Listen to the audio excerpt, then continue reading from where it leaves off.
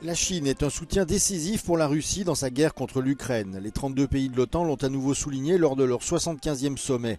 Tout en agissant avec prudence, l'OTAN a durci sa position à l'égard de Pékin concernant ses échanges avec la Russie, l'accusant de fournir à Moscou des composants de biens dits à double usage qui soutiennent la machine de guerre de Vladimir Poutine. Le secrétaire général adjoint de l'OTAN, Mircea Geoană, qu'Euronews a rencontré, va même plus loin et estime que la Chine constitue une menace sérieuse pour l'Europe.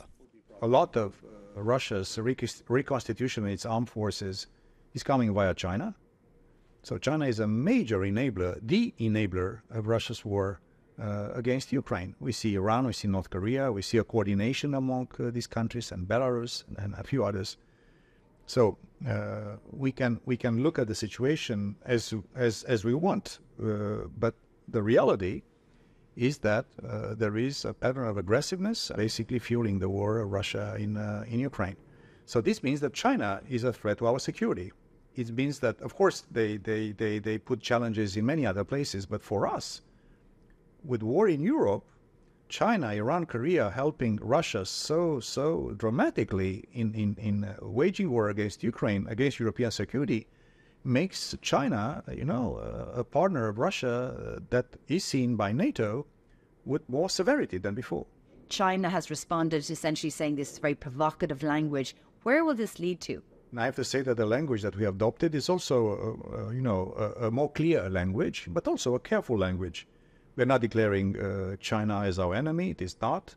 They are a serious challenge to European security, and this is a fact.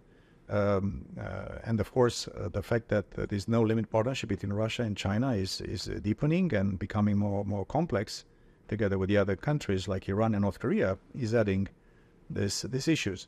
Of course, you have not seen in our statement, in our final declaration, any direct actions by NATO, because we are a security organization. Well, we're seeing in Gaza children having their arms and legs amputated with no anaesthetic, starvation, dozens of children being killed every single day, and no criticism from NATO countries, despite the fact that they say they promote the rules-based system. Is there double standards in this?